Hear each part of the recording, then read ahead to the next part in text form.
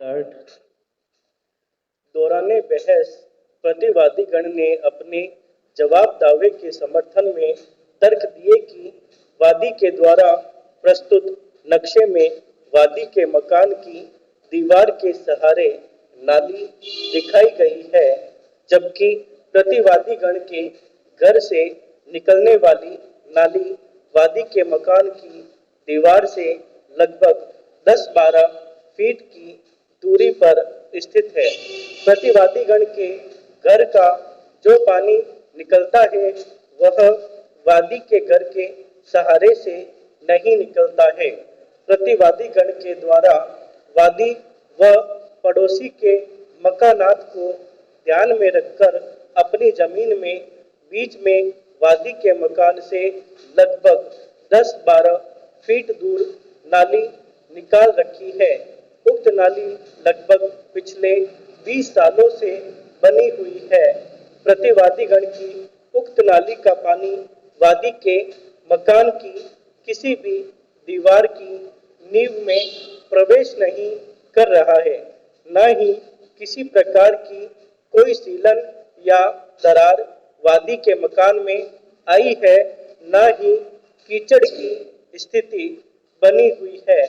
प्रतिवादीगण की उक्त नाली के कारण वादी व मोहल्ले वासियों के आओ जाओ में भी किसी प्रकार बाधा का सामना नहीं करना पड़ रहा है, क्योंकि उक्त जमीन में केवल प्रतिवादीगण के घर में आने जाने का रास्ता है।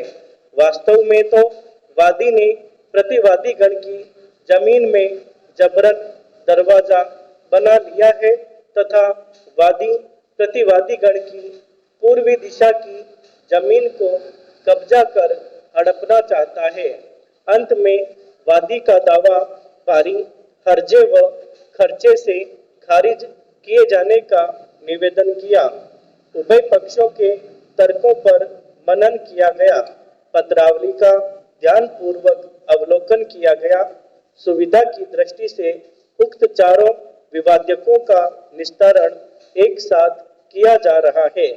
उक्त विवाद्यकों को साबित करने का भार वादी पर है, जिसके तहत वादी को यह साबित करना था कि आया वादी के मकान के पूर्वी दीवार के सहारे प्रतिवादीगण द्वारा गंदे पानी की कच्ची नाली निकाली गई है, आया वादी के मकान के पूर्वी गली में वादी के पूर्वी दीवार के सहारे निकाली गई गंदे पानी की कच्ची नाली को जरिए अज्ञापक व्यादेश हटवाने तथा गंदे पानी की निकासी वाद पत्र में संलग्न दर्शित पीले रंग की नाली को जरिए अज्ञापक व्यादेश प्रतिवादीगण के विरुद्ध प्राप्त करने का अधिकारी है।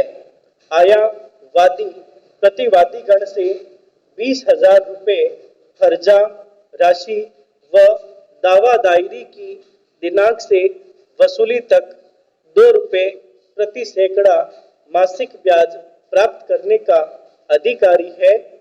आया वादी प्रतिवादीगण उक्त नाली में से पानी की निकासी न करें व ऐसा कोई कार्य न करें जिससे वादी के मकान में सीलन आती हो। प्रतिवादीगण को जरिए स्थायी निषेधाज्ञा पाबंद करवाने का अधिकारी है। इन विवादकों के समर्थन में वादी की ओर से पत्रावली पर किसी भी प्रकार की मौखिक व दस्तावेजी साक्ष्य पेश नहीं की गई है।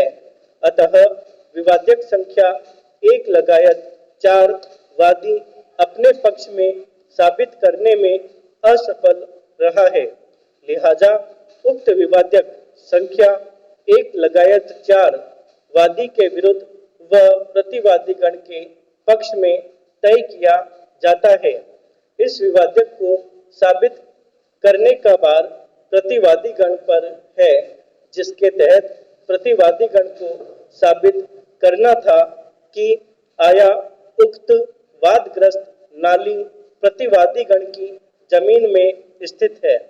इस विवादक के संबंध में प्रतिवादी गण के द्वारा किसी भी प्रकार की मौखिक व दस्तावेजी साक्ष्य पेश नहीं की गई है।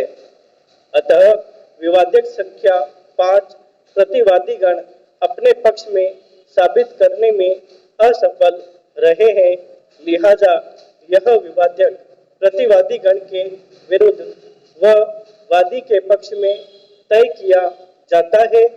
चूंकि प्रकरण में विवादक संख्या 1 लगायत 4 वादी के विरुद्ध व प्रतिवादी गण के पक्ष में तथा विवादक संख्या 5 प्रतिवादी गण के विरुद्ध व वादी के पक्ष में तय किए जाने से वादी का वाद स्वीकार किया जाना न्यायोचित प्रतीत नहीं होता है।